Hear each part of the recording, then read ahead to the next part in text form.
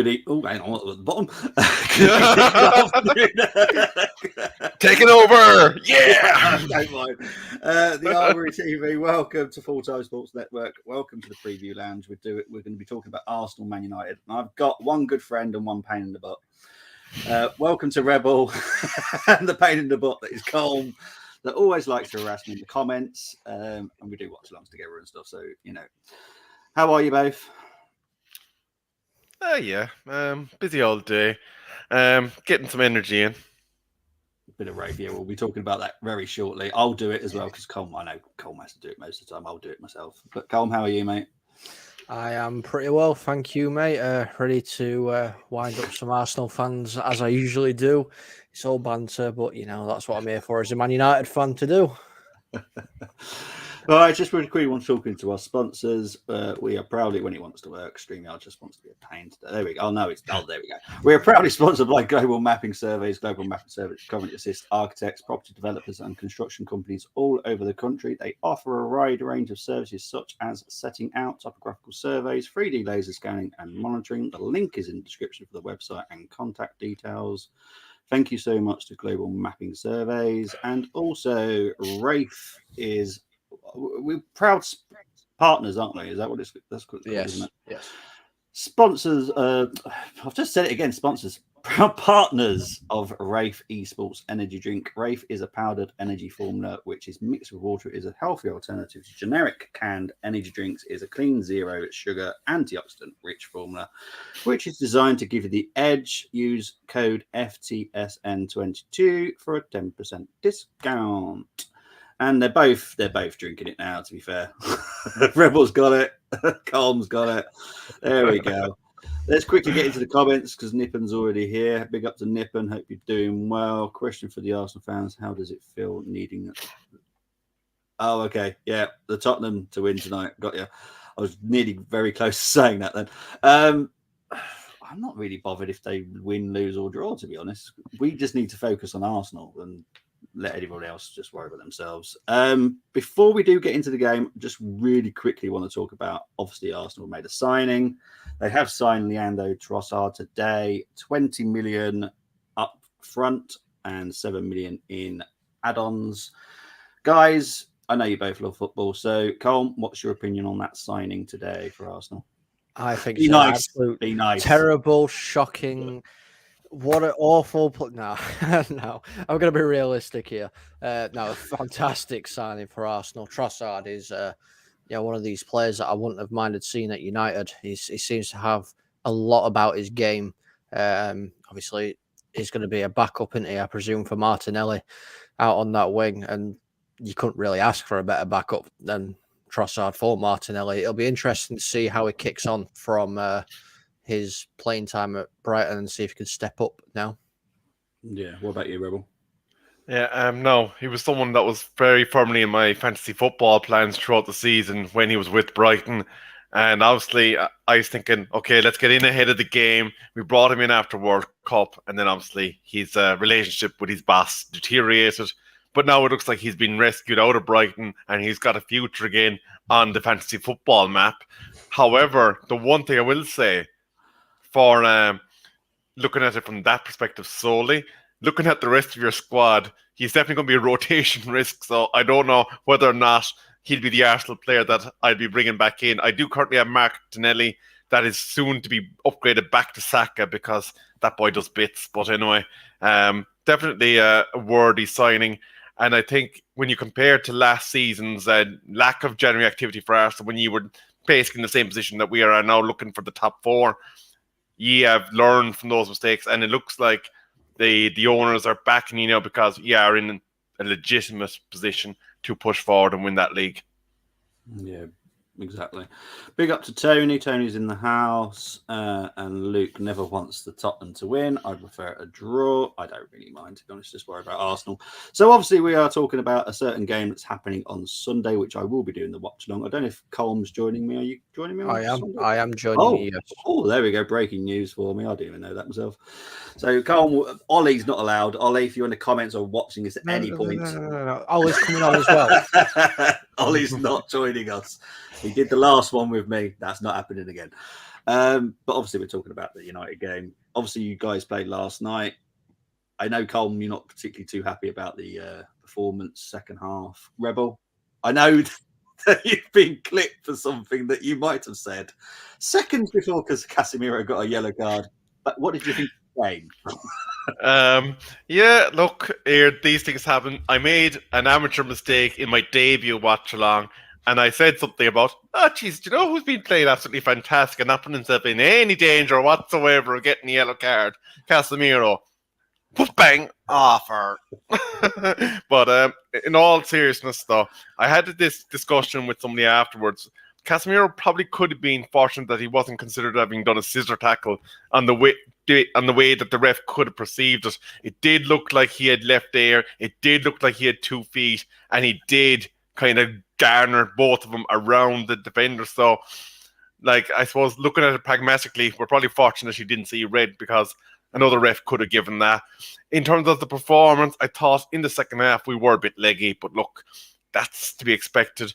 I think we are starting to suffer in the areas of the squad that we're thin from match congestion, but realistically, it's still a point and it still progresses us in that race for top 4. That is where we're really realistically at. While we absolutely love the talk of being involved with the title race with Arsenal and City this year, realistically speaking, we're probably 1 or 2 more summer windows away from being in that kind of frame of mind. But obviously, progress is being made, and we'll attack again on Sunday. And NS Sports know I'm from the south, the deep south of Ireland.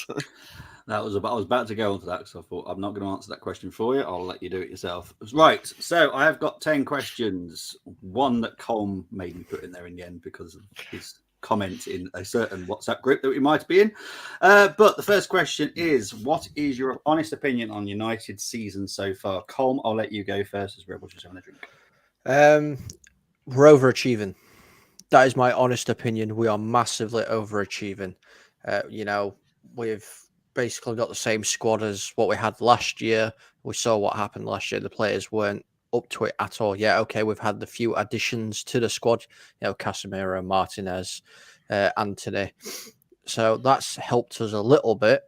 But where we are right now is down to Ten Hag, getting that manager in. He's massively improved everything about Manchester United, apart from the so-called owners there anyway. So, yeah, I've been saying it for ages now, when all the United fans were losing their heads saying, we're in a title race, I'm like, no, we're not. We're in a battle for top 4. That is what we are in. And to even be considered to be in a battle for top 4 is a massive achievement. And for where we're sitting right now, what is it, 8 points between us and 7th? So that's European football still. We're massively overachieving, say how much we struggled last season. Yeah, what about you, Rebel? Absolutely, I have to agree. And you did forget one of the most important signings of all, and that was the free transfer of Eriksen. So shame on you, Mr. Cullum, for not mentioning him. The lad has been an absolute revolution for Manchester United's play next to Casemiro. But I have to agree completely. We are overachieving, and I've been having pretty frank discussions with some Manchester United sporting buddies of mine, and if we were to win the EFL Cup, get top 4, and have a crack off Barca and maybe the next round of Europa, that is a pretty damn good season. And it gives a good platform for any potential prospective owners that may secure final takeover of Manchester United to build on in the summer. I don't think you can escape really the importance of Champions League football into what they may be able to do next season, because it will definitely assist in attracting players to the club. But in terms of where we are at the moment, as Colm said, the squad is a bit thin in places, and we're definitely overachieving. And if we can secure top 4, season worthwhile. Fair enough. This will probably be a quick answer for you then. How much has Erik Ten Hag changed United this season? I'll start with you, Rebel. Massively. Yeah. Colm? Yeah, I got to agree. We've actually got a proper coach and a manager, and you can see how much it's changed United this season. Fair enough. Right. What were your expectations before this season? How much have they changed now mid-season? I'll start with you, Cole. So my expectations at the beginning of the season was either qualify top 4, for Champions League that way, or the Europa. They were the only expectations I had because it was vital that we got Champions League football next season.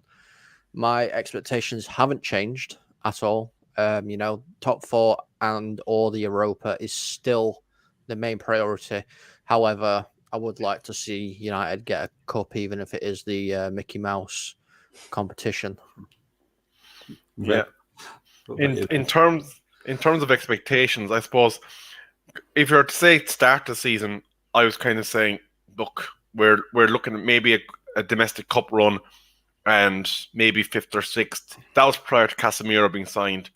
Then top 4 really was something that was on my mind then and remains on my mind now as an achievable and tangible goal. And I don't think anything other than that would be realistic. If somebody's trying to argue that United are in title race, I just don't see it. We don't, not unless we go absolutely ham in the transfer market in January from some hidden pot of gold that's hiding in Joe Glazer's pants, but I don't think that's there. So top 4, and that was where I was at since the end of the summer window. Fair enough. Right, now we're going to talk about the game and how Man United are right now. So, what are United's strengths that you feel could hurt Arsenal this Sunday? I'm going to start with you, Rebel. Yeah, I think the big thing obviously was up until yesterday was the former Rashford. He was on a killer run. And in one way, actually, for him to have a quiet game against the lads yesterday probably might be no harm because those runs do come hammering to an end at some point. Casemiro, we missed him in the original game against Arsenal, but this is near ground, so it would have actually done us no harm to have him in play. I think the biggest threat obviously would be our ability to kind of keep the ball going through our new attacker and Rashford, but I don't want to see an over-reliance and long ball into him because I think we overplayed that hand a bit yesterday.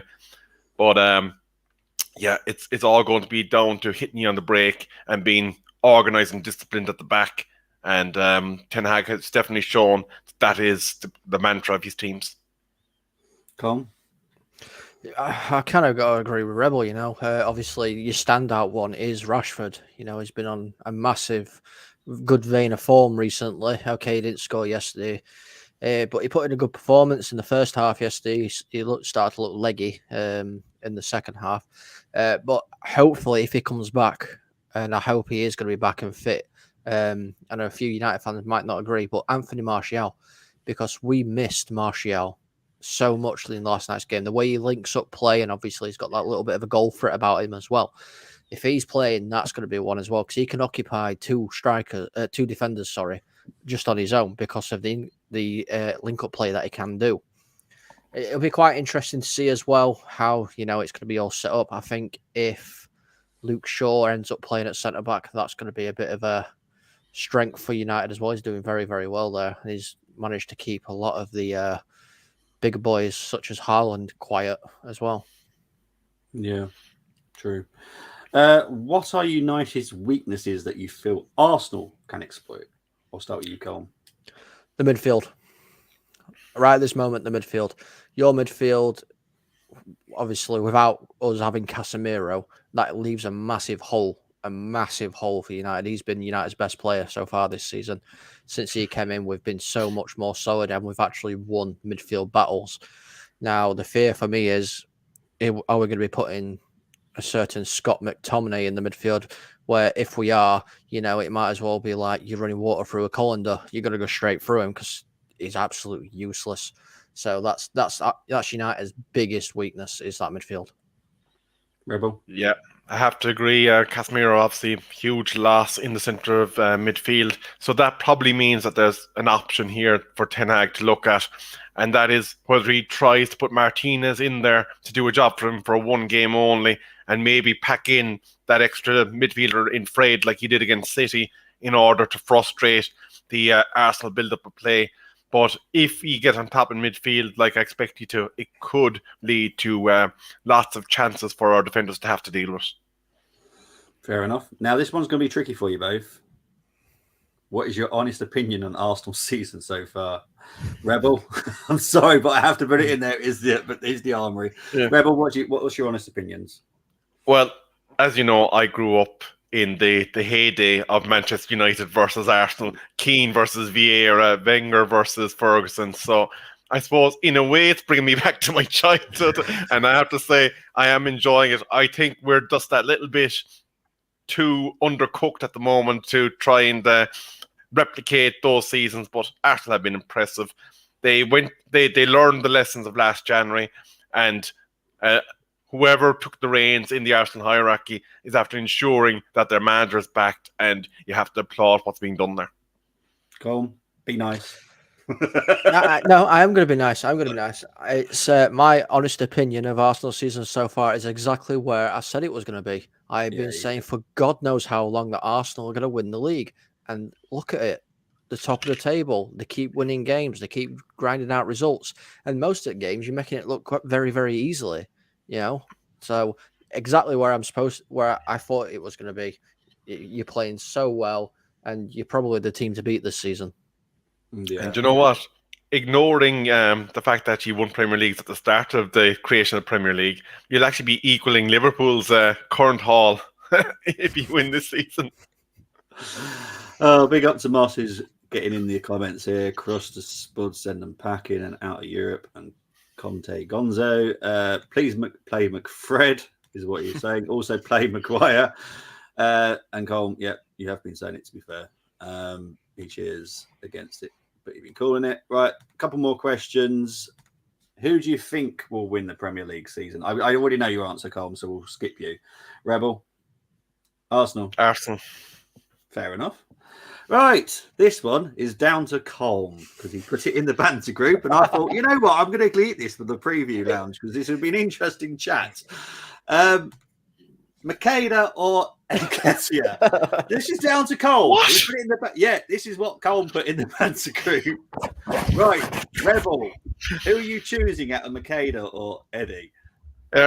Just do me one quick favour before I answer. One nice slap across Colm there, if you wouldn't mind, because this is an absolute joke of a question. Look, with all due credit to Makeda, he did make 2 performances that won us that Premier League that year by getting goals out of nowhere in back-to-back games. But the man never established himself at all anywhere close to Nketiah. I know he's not exactly high on Arsenal fans' priority list, but I'm sorry, there's no comparative. Colm? Look, right.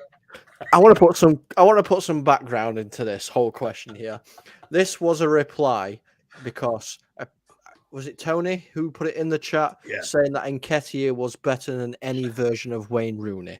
So I replied back saying Nketiah is not even as good as Makeda. As the United fan I am, I want to hit back with something that I know would hurt.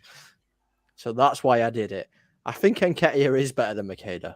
I do. Even though I've seen Makeda play a lot more, I've seen him play down at lower leagues and stuff as well. But Nketiah is the better player out of the 2. Thank you. Just wanted you to put that on record so everyone could hear. Big up to Gums. I hope you're doing well. Evening, guys. Feels good to have United and Arsenal rivalry back like the old days. Exactly. Arsenal, City, Man U, Liverpool, Newcastle battle for 4th. Right. Yeah. Obviously, he's going to choose Eddie. Got 2 more questions, and then we're going to do the challenge, which Colm loves. Casemiro or Partey, Rebel? Who are you choosing? Look, this is one that's kind of raging around the football universe at the moment. I think there's not a fan forum or social media group that is not talking about this. I think it's actually unfair in one way to compare them because what Casemiro does and what Partey do are probably a little bit different in the way that they affect their teams. Over the past number of years, if you were to talk about in career, obviously it's Casemiro because what he done at Real Madrid. But this season, I think it's kind of a, whether you prefer 1 spoon of sugar, 2 spoons of sugar in your tea, you're still getting the same product really from both of them. And the only reason that I'd say Casemiro is because he's the lad that is wearing the United jersey and Partey's not. If Partey was wearing the United jersey, I'd probably be saying Partey. I don't see a too much of a gargantuan difference between the two of them this season. I'll be honest. Cole? Yeah, I kind of have to agree. Obviously, I'm going to swing towards Casemiro myself. I think he's one of the best CDMs in the world, if not the best CDM in the world, in my eyes. And the thing that kind of sways it, not only that he's playing for Man United, the thing that sways it for me more towards Casemiro is his career that he has actually had. All the trophies he's won is proving it season after season after season. That this is what he does, and he's the best at it. Yeah. See, I'm going to shock most people, and Arsenal fans are going to hate me for saying, but I'm choosing Casemiro, to be honest. I've always been impressed with him more than Partey. I like Partey, but there's not much between the two, but I would choose Casemiro over Partey. If someone said, you've got to choose, I'm choosing Casemiro. It's just the fact, but there's not much difference. As you said, there's not much difference between the two. Right. Score predictions. Colm. Now, don't go to 55, 54 or something crazy like that. What's your score prediction for Sunday, mate? Honest, I'm gonna be completely honest here, and I'm gonna get hate for it, but I'm gonna say 2-1 Arsenal. Fair enough. Rebel? Well, he's after stealing my answer, so I'm going to go 2-0 Arsenal. Oh, okay. Okay. And Bobby's gonna go 3-1 United. No, I'm not. I'm gonna go for 2-2. I think United will turn up because it is still Arsenal United at the end of the day. I know you've got no Casemiro, but I still think that you could do some damage, especially if Rashford is on form. If Rashford's going to give us a nightmare, but I'm wondering who you're playing up front. Are you going to play with Weghorst, do you reckon? Because he'll give us issues. It's going to be down to whether Martial's fit or not. If Martial is fit, Martial will play, and Weghorst will probably come on for the last 20-25 minutes, and then it's going to have to change. You're going to have to change, your tactics then. Because obviously you're dealing with a completely different player. Yeah. If it's Weghorst from the start, we're going to be heavily reliant on Bruno and Rashford. Yeah, I'm getting so much hate in the comments right now. I have to be honest with myself. I am a non-biased fan. That's why I do what I do, and that's why I work where I work. It's just that I have to be honest. Bobby's being cancelled. Bobby's out. That's fine. I have no gripes with being who I am. I'm going to be true to myself. I always will be, because I wouldn't be able to do what I do if I wasn't But if I just had my Arsenal hat on all the time, it would be Arsenal, Arsenal, Arsenal. But trust me, when it's good, when Bobby predicts us to draw, then we win. That has happened quite a lot lately. So to be fair, take that. Bobby's a Wolves fan. No, Wolverhampton Wanderers Stadium is literally 100 meters there. I know you like bias fans, but it's how I do my job. Right. Colm's looking forward to this. Rebel, don't think Rebel's ever done this with me before. The challenge. Are you ready? Dun.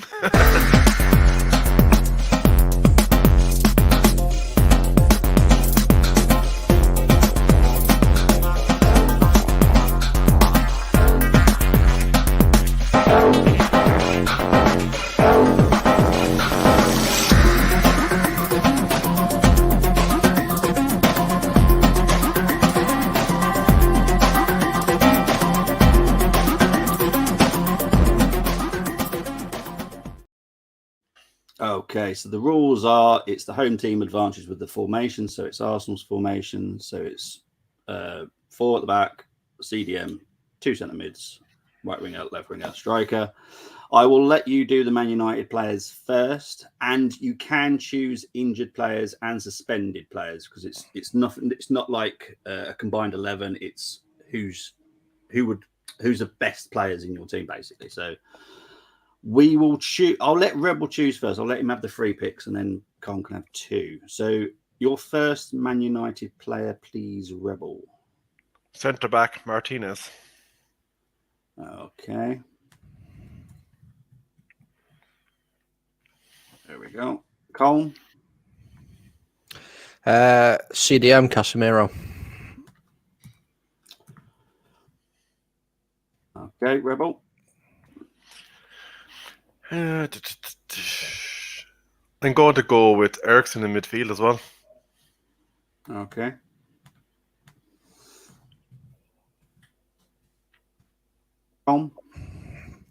I'm going to stick I'll stick David De Gea in there. Okay. I was actually going to say Ramsdale in that position, but we'll agree to disagree. No, Well, I was going to put Ramsdale there, but no, it's absolutely fine. You guys, Rebel, your final choice for United. I think because of the way I'd like to play them, I'm going to put Rashi up top as striker. Yeah, as striker because I have a reason for that. That's fine. Right, so we're going to choose Arsenal players now. So right back, who are you going to choose? Arsenal right back. That's you, Colm. Stick Ben White there. Yeah.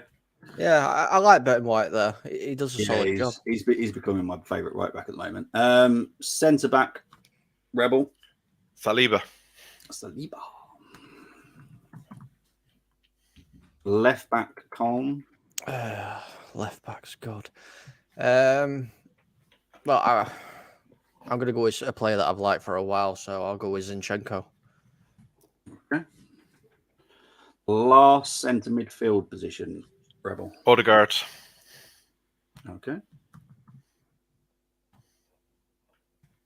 Right, so now we've got left wing and then right wing. Colm, I'll let you choose the right wing.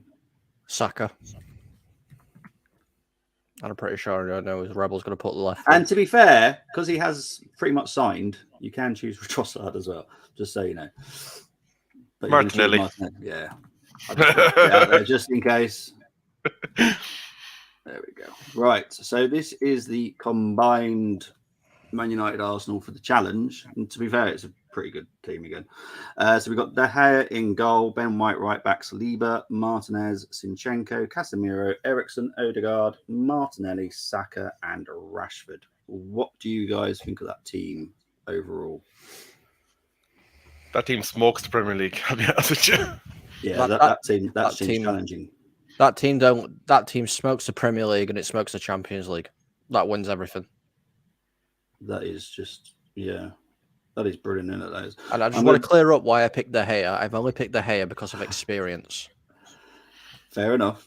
You don't really need to explain it either. It's your own choice, and I'm never going to tell you what to choose. That's the whole point of the challenge. But yeah, I think that's a very good team. Can I just come in there? The only reason I just said Ramsdale over De Gea, while De Gea's the better shot stopper, has attributes that are better than Ramsdale's, I think the way Ramsdale would kick off the play would benefit what's out in front of him more than De Gea, if you know what I mean. Yeah, exactly. So that's not a bad team. I have saved it because obviously I've got a preview tomorrow with the Arsenal fans. I just want to quickly go. Moss hates the challenge. I do apologise, but it is what it is. Let's just stop that screen. There we go. Bobby is a football fan, support everyone except Spurs. The person I work the closest with is a Tottenham fan. So yeah, me and him do have disagreements now and then, but we have to get on. So we do. We get our jobs done. Personally speaking, I kind of need City to win tonight because I want to see our Tottenham cut adrift.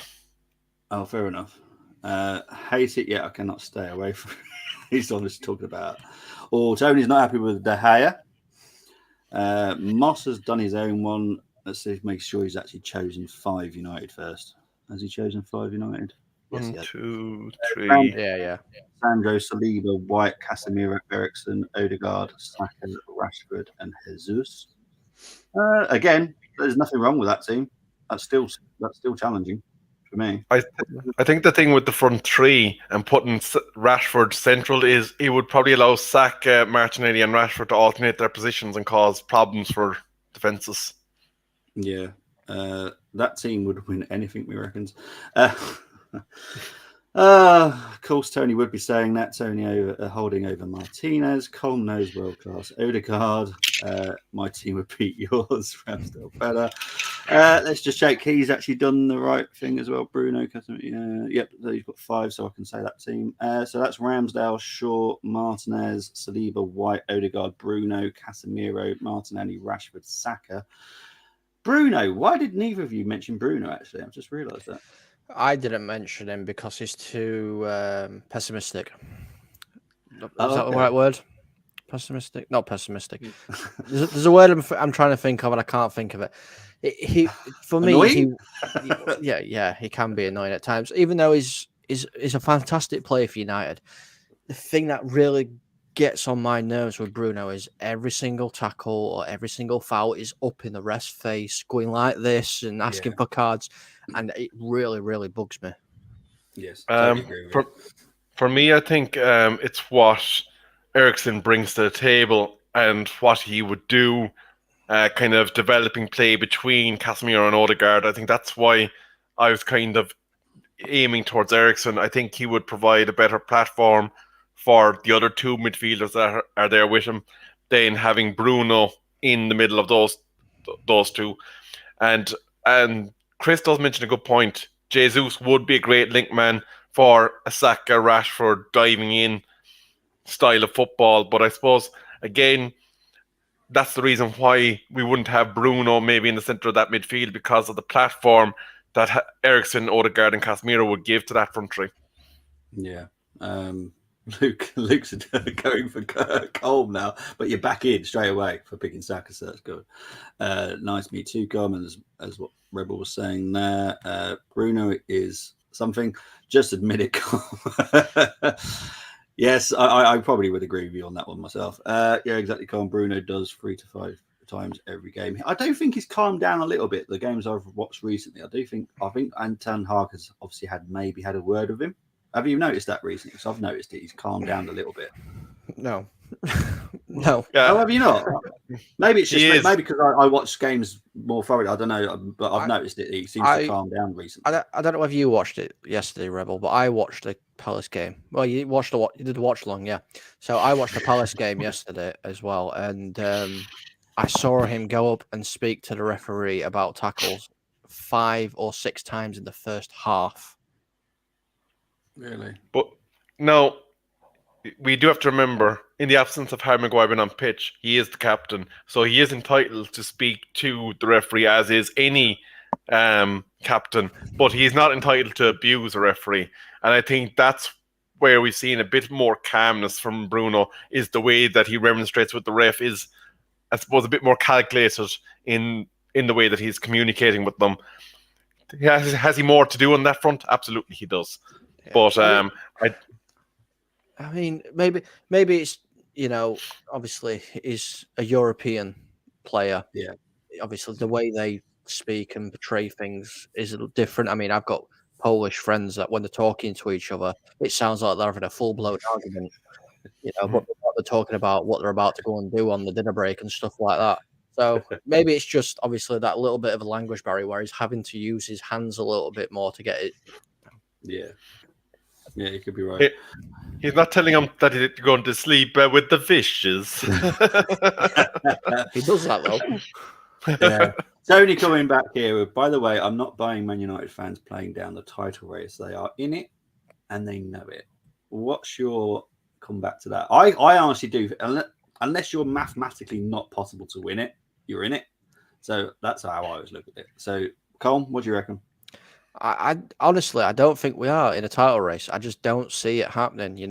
We dropped points yesterday. Obviously, we've got to go to you guys on Sunday and to somehow beat you guys, who are very impressive at home anyway. I said it at the beginning of the show. We're in a top 4 battle. That is what we're in. We're not in a title race, and we won't be in a title race this season. Maybe not even next season. It's going to take time for us to get back up there. Rebel. I have to agree. Like, if you're to talk about it from just raw numbers, obviously looking at the table, looking at the points, and looking at the points that are available, then yeah, United are in that conversation by virtue of just looking at raw statistical data. From the perspective of what is realistic, like, I think over the back end of the season, it's likely that we'll probably be slipping a couple of more points. And what we're really looking at is making sure that Chelsea, Liverpool, Tottenham don't come up and nip us out of that Champions League spot. I'm going to enjoy every moment that we're within so-called touching distance of Arsenal, but I'm not going to be sitting here thinking that we can win the league this season. We can't. We're exactly where Arsenal were last season. We're looking at getting those one or two signings to possibly make sure that we end up in top four. And Arsenal are in a position where they're looking for those signings to keep them above City. Yeah, exactly. King saying here that United was on a 9-game win streak. They are very good. Next year going to be Man United and Arsenal battling for top all season. I think next season is going to be very interesting with takeovers and more money going in, especially in the summer. United have beaten City, Arsenal, Liverpool, Spurs, and drawn to Chelsea. I think they are a title challenger, maybe not favourites, but dark horse. He is right. Back to the 90s, still not buying it. I know what they're doing. I mean, there's 57 points left to play for in the rest of this season, and on average, you're going to need let's say 95 points to win the league. Yeah. With how short of players United are in positions, we're going to drop way too many points to be in a title race. We saw it. We saw the effects of it starting to happen yesterday. We're playing a game every 3 to 4 days. We just haven't got the squad to actually mount a title charge at all, or even be considered as a title challenger. Yeah. Like I said, if short of United's dramatically being sold overnight, and all of a sudden there being a pot of money to come in and possibly plug those gaps, I don't think it's realistic for us to expect to actually really take you on. Look, we're obviously up there on the table, and a season can be funny. A couple of key injuries to Arsenal, and all of a sudden maybe there could be a rocky period that you have to navigate. But realistically, I think it'd be City that'll be more capable of, I suppose, taking advantage of that than us. It's what's important for us is that we remain focused and we stay clear of those chasing 3 big clubs, because that's where we're at this season. And if we do happen to be still in the conversation at the end of the season, I'm not going to come back here and say, oh yeah, we were having you on. At the end of the day, if we are there, it'll be because it'll be a complete surprise to us. Yeah. Luke's saying here that he thinks United are already ahead of what Arsenal were last season. I'm not sure, really. I'm not sure. What do you guys think of that one? I think it's quite tight. I think there's still quite a lot of dross in the United squad that needs to be taken care of. And whereas I think Arsenal were kind of happy with what was in their squad and looking to add a few more, I'd say the only thing that you want to do this summer is probably sign a striker to kind of help with Jesus. Yeah. Cole? Yeah. There's not much difference, but like what Rebel said, I still think Arsenal are ahead of what Man United are now, like last season. Yeah. I kind of got to agree with Rebel, The harmony and everything was kind of there already. You had to bring in 1 or 2, and that's all you really needed. Yeah, Moss saying here that top 2 start the season. That's what Moss said at the start of the season. 20 games is a lot. Remember 1998. It seemed United were running away with it. What happened at the end of the season? Correct. Your squad is on par with ours. A long-term injury to Partey. I don't think we could win the title. Possible. Tidemann's SMS or who? Moss is asking Luke what CDM he wants. Right, guys. Thank you ever so much that's tuned in, got involved in the conversation. I will be giving Colm and Rebel a chance to talk about their shows. They're both from Full Time Sports Network, which is where I'm from as well. I'll start with Rebel. What shows have you got coming up, mate? Well, this is my last show of the week, but I will be back either on the watch along or reaction show on Sunday. I'm not sure which one I've been allocated to on the Man United agenda just yet. I know that the Football Lounge is going to be back one of the days next week. We have to sit down with Cullen and figure this one out. And we are, of course, looking forward to welcoming Bobby back into the conversation. And in addition to that, then there'll be full programming events normally every day at 8:30 on the United agenda. Cool. Well, you can find me on the Full Time Sports Network or in the Twitterverse. They're the 2 places that you tend to find me. My name is what you can find me on Twitter. So if you want to come and give me some abuse on Twitter, feel free. I will happily go through and give you some back. That is not an issue at all. And, if you want to come and show the Full Time Sports Network some love, because obviously we've got Bobby, who does a lot of work for us over there as well. So thank you, Bobby, for that. It'd be much appreciated. Thank you very much. Can I ask one quick question? Because there was a colleague of ours on the Full Time Sports Network, Ross. They did manage to shift one Danny Ings. Positive or negative, do you reckon? I'm shocked by that signing. I really am. I'm shocked.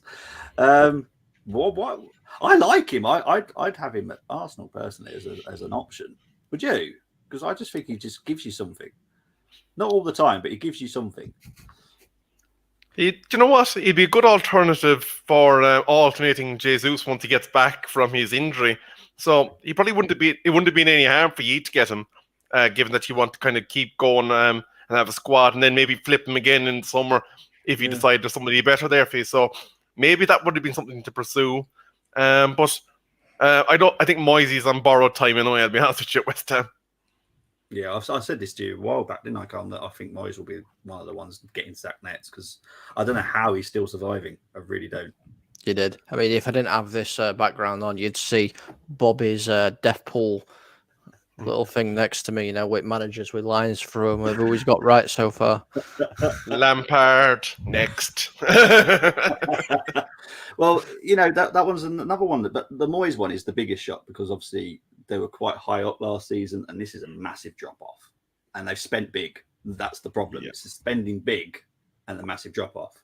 Obviously, Brendan Rodgers haven't got no money. What else can they do, really? But David Moyes, I don't know how he's surviving. I really don't, because they're just awful, really awful. I like the guy. I like the guy. I really do. I think he should go to Everton personally, but that's just my opinion. They might be even worse if they go ahead and sign Harry Maguire. Well, that's the Villa. Well, Everton are after some. So you remember the World Cup show we did before it started? We talked about a player that I liked, Sulemana. He's been linked with Everton now. So, see, I know my stuff. That kid is very special. But we've been rabbiting on again. Do apologise. I will be back tomorrow at 7:00 for the Arsenal preview on the Armoury, which will be Arsenal fans. And I will be back at the weekend to do. I can't remember what the 5:30 kickoff is on Saturday. On Saturday? Yeah, I can't remember what it is. I tell you there now. It's not an important game, whatever it is. I think it is Palace Newcastle. I was thinking that, but I wasn't too sure. So I'll be back to do the Crystal Palace Newcastle game on Saturday, and then Colm will be bothering me on the Sunday one, because we'll be doing Arsenal Man United. Are you not doing 12:30 Liverpool Chelsea relegation battle? I'd like to eat and have a Sunday. To be honest, that's a mid-table clash now. So let's not torture him by watching two relegation teams fight. Yeah, well, let's not do that. He's already going to suffer watching Arsenal get beat at the weekend. Let's not make him suffer. No, I'm joking, of course. Love him really. But guys, I will be back tomorrow. Colm will be joining me on Sunday. Rebel, we'll see you next week sometime, and sometime over the weekend on the Man United agenda. But for now, and I'm sorry about this, due to, but it is definitely come on, you Gunners, before we come out. See you later, guys.